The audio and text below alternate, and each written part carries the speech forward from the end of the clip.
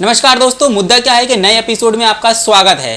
किसान का बेटा किसान बनेगा, डॉक्टर का बेटा डॉक्टर बनेगा, अभिनेता का बेटा एक्टर बनेगा और नेता का बेटा तो नेता बनेगा ही।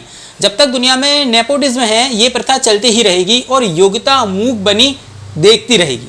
नेपोटिज्म और परिवारवाद के चलते भारत की सबसे पुरानी पार्टी पूरी तरह से खत्म होने की कगार पर है और सत्ता पार्टी एक ऐसी नदी है जिसमें डुबकी लगाने के बाद सभी नेताओं के पाप धुल जाते हैं, चाहे भाई किसी भी पार्टी का हो। खैर, आज हम पंचायत चुनाव में होने वाले पार्टी के परिवारवाद प्रेम पर बात करेंगे। एमपी में हो रहे त्रिस्तरीय चुनाव में पूर्व मुख्यमंत्री, मंत्रियों, विधायकों की प्रतिष्ठा दांव पर लगी हुई है। पहले चरण में चुनाव में बड़े नेताओं की पत्नी, बहू, बेटे, भाई बहन चुनावी जंग जीतने की तैयारी में लगे हुए हैं। अब इस लिस्ट में सबसे पहला नाम पूर्व मुख्यमंत्री उमा भारती की बहू उमिता सिंह का है। उमिता सिंह बीजेपी विधायक राहुल सिंह लोधी की पत्नी हैं, जो उमा भारती के भतीजे हैं। इस लिस्ट में दूसरा नाम है सतना के पूर्व विधायक स्वर्गीय जुगल किशोर बागरी के बेटे पुष्पराज बागरी का। इन्होंने जिला पंचायत सदस्य के लिए वार्ड क्रमांक 1 से पर्चा दाखिल किया है।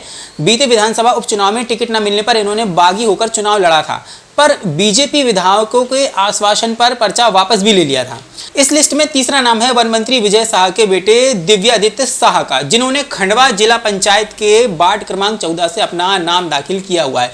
अब दोस्तों, एक चीज यह है कि जिसके पिता वन मंत्री हैं, तो क्या उस बेटे को चुनाव में सहायता मिलेगी या नहीं मिलेगी, ये भी एक नेपोटिज्म का बहुत बड़ा मुद्दा है। इस लिस्ट में अगला नाम है बीजेपी विधायक अनिल जैन की पत्नी निरंजना जैन का, जो जनपद पंचायत का चुनाव लड़ रही है। वार्ड नंबर 5 से निरंजना पंचायत सदस्य की उम्मीदवार भी हैं।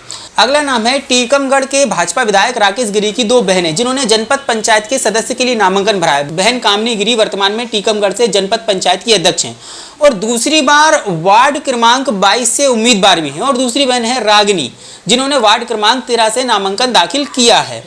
अगला नाम है पूर्व राज्यपाल राम नरेश यादव की पौत्र वधू रोशनी यादव का। निवाड़ी जिले के वार्ड क्रमांक 6 से उम्मीदवार हैं ये और वर्तमान में भाजपा की जिला उपाध्यक्ष भी हैं। दोस्तों, ये कैसा लोकतंत्र है, आप मुझे समझाइएगा। आइए अब हम आपको बताते हैं कि पीएम मोदी ने लोकतंत्र को लेकर क्या कहा है। मार्च में पीएम मोदी ने संसदीय दल की बैठक में वंशवाद को लोकतंत्र के लिए खतरा बताया था।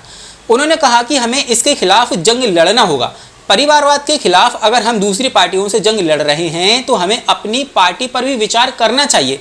अगर सांसदों के बेटों के टिकट नहीं मिल रहे हैं तो इसके लिए मैं जिम्मेदार हूं और अगर ये पाप है तो मैं ये पाप करना भी चाहता हूं। प्रधानमंत्री की इस बात का हम समर्थन करते हैं और ये बात प्रशंसनीय भी है। इस बारे में बीजेपी अध्यक्ष का क्या कहना है वो भी आप लोगों को सुनवाते हैं। एक हफ्ते पहले जेपी नड्डा साहब भोपाल आए थे। उन्होंने कहा कि हमें परिवारवाद के कॉन्सेप्ट को समझना होगा। हमारा मानना है कि पिता अध्यक्ष, बेटा जनरल सेक्रेटरी और पार्लियामेंट में अगर चाचा, ताया, ताई हो तो यह परिवारवाद है। उन्होंने भारत की कई पार्टियों को परिवारवाद की पार्टी भी बताया है। आपको बताते हैं कि कौन कौन सी पार्टी पर उन्होंने कटाक्ष किया है, चाहे वह जम्मू कश्मीर की पीडीपी हो, हरियाणा की लोकदल पार्टी हो, पंजाब की अकाली दल हो, यूपी की समाजवादी पार्टी हो, बिहार की जनता दल हो, पश्चिम बंगाल की टीएमसी हो, महाराष्ट्र की शिवसेना ही क्यों ना हो, ये सभी पार्टियां परिवारवाद को रिप्रेजेंट करती हैं। इस बीच अध्यक्ष साहब एक पार्टी का नाम लेना भूल गए। अब आप समझ गए होंगे कि मैं किस पार्टी की बात कर रहा हूं। देखिए, नेपोटिज्म तो हर जगह है, यह पार्टी में हो या बॉलीवुड में हो, ये तो हमेशा चलता ही रहेगा। लेकिन हमें इस नेपोटिज्म से कोई भी आपत्ति नहीं है। देखिए, किसान का बेटा किसान बने, डॉक्टर का बेटा डॉक्टर बने, अभिनेता का बेटा अभिनेता बने और नेता का बेटा नेता ही क्यों ना बने, हमें इस बात को लेकर कोई आपत्ति भी नहीं है। लेकिन आप सिर्फ इसीलिए किसी पद पर हैं कि आपका पिता कोई बड़ा मंत्री है या नेता है, तो यह सरासर गलत है। और नेता बनने के लिए मेरे दोस्तों, नेता पुत्रों को कोई डिग्री लेने की आवश्यकता नहीं है। देखिए, किसान का बेटा किसान बने, डॉक्टर का बेटा डॉक्टर बने, अभिनेता का बेटा अभिनेता बने और नेता का बेटा नेता ही क्यों ना बने, हमें इस बात को लेकर कोई आपत्ति नहीं है। लेकिन आप सिर्फ इसीलिए किसी पद पर हैं कि आपके पिता बड़े मंत्री हैं, बड़े नेता हैं, तो ये सरासर गलत है। और नेता बनने के लिए नेता पुत्रों को कोई डिग्री लेने की आवश्यकता नहीं है दोस्तों। उनके लिए तो उनके पिता ही सबसे बड़ी डिग्री हैं, क्योंकि आगे बढ़ने के लिए बना बनाया प्लेटफॉर्म जो उन्हें पहले से ही सेट हुआ मिलता है।